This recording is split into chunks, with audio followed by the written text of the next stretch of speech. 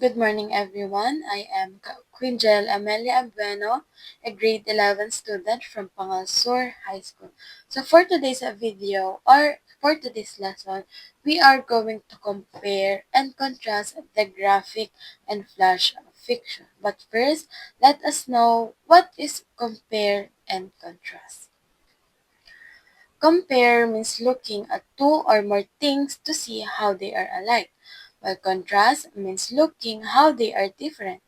It's a way of understanding things by finding both their similarities and differences.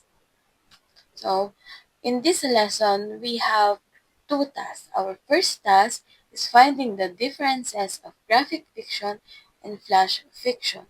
And our task number two is comparing and contrasting between genres. So, for our task one, we are going to find the differences of graphic fiction and flash fiction sa pamamagitan ng pag-alam natin kung ano ang kanilang unique elements.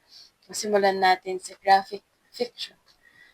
Graphic fictions pictures tells the story, pictures with meaning, characters looks, boxes with pictures and text. So, malalaman natin mamaya kung bakit nga ba nasabi natin ang graphic fictions ay yung mga pictures ay nagtataas ng story, bakit yung mga pictures ay may meaning, bakit sa graphic fiction makikita natin yung characters' looks, and bakit meron siyang boxes with pictures and text. So, pictures tells the story. Graphic fictions uses drawings or artwork to tell the story with word. From the word graphic is talagang meron siyang pictures. So, pictures with meaning, the image often have hidden meanings like using certain colors or objects to symbolize emotion or themes. Boxes with pictures and text. The story is divided into boxes with pictures and text or panels, and the way they are arranged help control how fast or slow the story moves.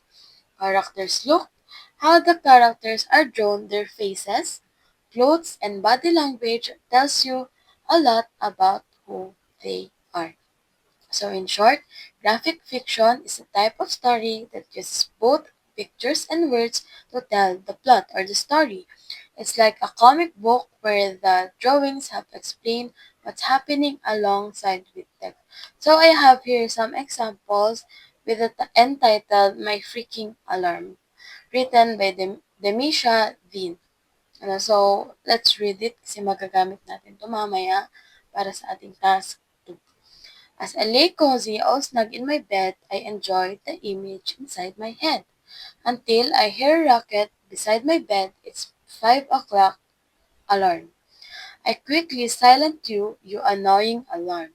Then, we snooze together and let dreams carry on. Enjoying the peace, then I'll be gnawed. In my 5:15 reminder. Now, I hush the ringer of my reminder. Okay, alarm, let's put that behind us. Eyes just shut, but here goes the timer. It's 7:20, I'm late. So, dito sa example natin, makikita natin lahat ng elements na nabanggit kanina. Meron sa graphic fiction, merong pictures na yung pictures meron din kasamang text.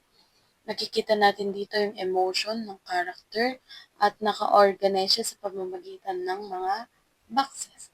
So next, alamin naman natin kung ano ang elements ng flash fiction.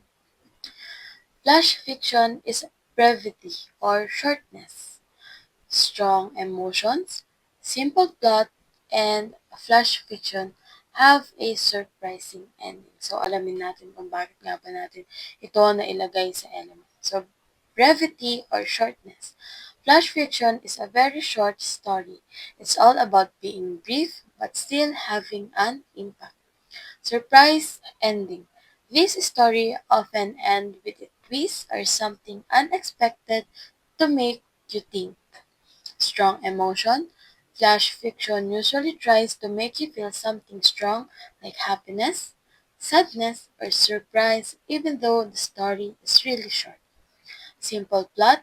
It usually focuses on one small event or moment, making the story easy to follow in just a few lines. So in short, flash fiction is a very short story that is quick to read. It tells a complete story in just a few words, often with a twist at the end. So ang flash fiction, kahit na gaano man siya kaikli, yung story is meron siyang impact or uh, maiintindihan mo siya agad kahit na maikli man 'to, na ilalagay do'n yung mga important details na dapat malaman sa isang story. So, I have here another example of a flash fiction entitled "The Unlucky Winner," written by Nikki Johnson. Each morning, Jim walked to the corner mart for a coffee and lottery ticket. He always passed Pete and gave the same reply of the jangling of coins. "Half when I win." Pete invariably responded with the tip of his soiled red hand. When it actually happened, Kim searched everywhere for Pete. After months, his wife finally convinced him to spend the other half, and home renovation began. The following spring, working in the garden, Jim unearthed a familiar red, while lost in astonishment and horror.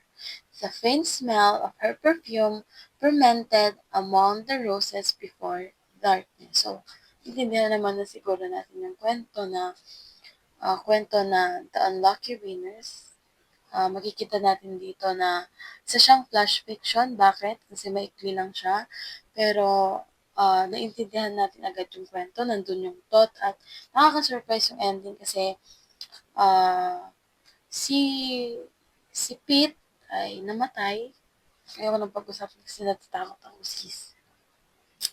So, we are done with our task 1, which is defining the differences of graphic fiction and flash fiction. Ngayon, dumako naman tayo sa task 2, which is comparing and contrasting between genres.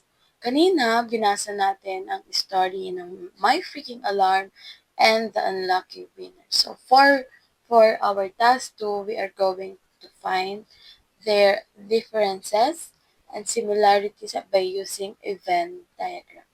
So let us first know what is My Freaking Alarm. My Freaking Alarm by Demikia Dean is a story about frustration with waking up early. It expresses how annoying and stressful it is when the alarm keeps ringing, disturbing the peaceful morning. So, nararanasan nyo rin ba to na yung feeling pagod na pagod ka, tapos nag-set ka ng alarm, tapos nagising ka, napaka ah, napaka annoying sa feeling na annoy ka kasi pagod ka nga naman, magigising ka ng maaga dahil sa alarm, di ba? So, The Unlucky Winners.